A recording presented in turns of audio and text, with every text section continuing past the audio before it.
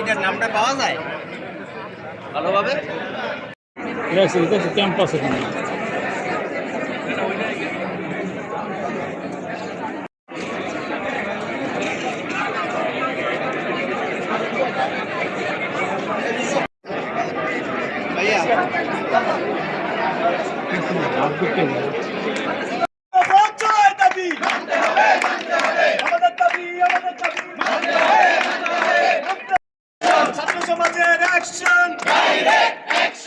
আমাদের শেরে Bangla medical college intern চিকিৎসকরা আমরা একাত্মতা পোষণ করেছি এবং আমাদের অনির্দিষ্টকালের জন্য কর্মবিরতি আমরা ঘোষণা করেছি 6 দফা দাবির পরিপ্রেক্ষিতে।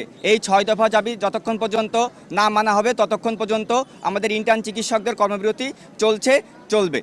জানেন যে আমাদের বিসিবিএস কর্তৃক যে রোলটা জারি করা হয়েছিল তার পরিপ্রেক্ষিতে আমরা প্রথমে আন্দোলনে নামি এবং গতকালকে সিদ্ধান্ত মোতাবেক আজকে সকাল 11টা থেকে আমাদের হসপিটালের যারা ইন্টার্ন ভাই ছিলেন তারা সবাই কর্মবিরতি এবং পুরো বাংলাদেশে সবাই একযুগে ইন্টার্নরা কর্মবিরতিতে গেছে এবং আমরা পাশাপাশি আমরা যারা মেডিকেল স্টুডেন্ট আছি 4th year third year second year এবং ফার্স্ট ইয়ার তারা একাডেমিক শাটডাউন অনির্দিষ্টকালের জন্য ঘোষণা করেছি এবং যতদিন না পর্যন্ত আমাদের এই 6 দফা দাবি মেনে নেওয়া না হবে ততদিন পর্যন্ত আমরা এই কর্মসূচি ইন্টার্ন প্লাস স্টুডেন্ট এই কর্মসূচি আমরা অব্যাহত রাখবো। এবং আপনারা জানেন যে 6 দফা দাবির মধ্যে শুধুমাত্র প্রথম দফা যে দাবিটা ছিল ওই দফা আমাদের মেনে নেওয়া হয়েছে, কিন্তু বাকি 5টি দাবি সম্পর্কে আমাদের কোনো এখন আশ্বস্ত করা হয়নি। তো আমরা আশা করব যে স্বাস্থ্য মন্ত্রণালয় এবং হেলথ ডিজি যারা আছেন তারা অতি দ্রুত আমাদের এই দাবিগুলো মেনে নিয়ে আমাদেরকে একাডেমিক পরিবেশে এবং ভাইদেরকে ইন্টার্ন পরিবেশে ফিরে যাওয়ার জন্য আহ্বান করবেন।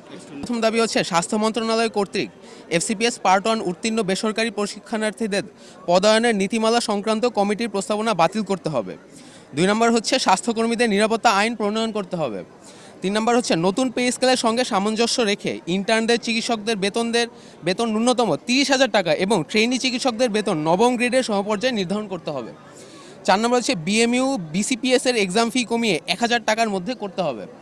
5 নম্বর হচ্ছে BCS স্বাস্থ্য ক্যাডারের চাকরিতে প্রবেশের বয়সসীমা পূর্বের ন্যায় জেনারেলদের চেয়ে 2 বছরের বেশি অর্থাৎ 34 করতে হবে। আর সর্বশেষ হচ্ছে বেসরকারি প্রতিষ্ঠানে কর্মরত চিকিৎসকদের জন্য সুস্পষ্ট বেতন কাঠামো প্রণয়ন করতে হবে। এই দাবি পূরণ না হওয়া পর্যন্ত আমাদের সর্বাত্মক কর্মসূচি সেটা হচ্ছে আমরা অনির্দিষ্টকালের জন্য কর্মবিরতিতে চলেছি, সেটা আমাদের চলমান থাকবে। ডাইরেক্ট অ্যাকশন ভেঙে দাও গুড়িয়ে দাও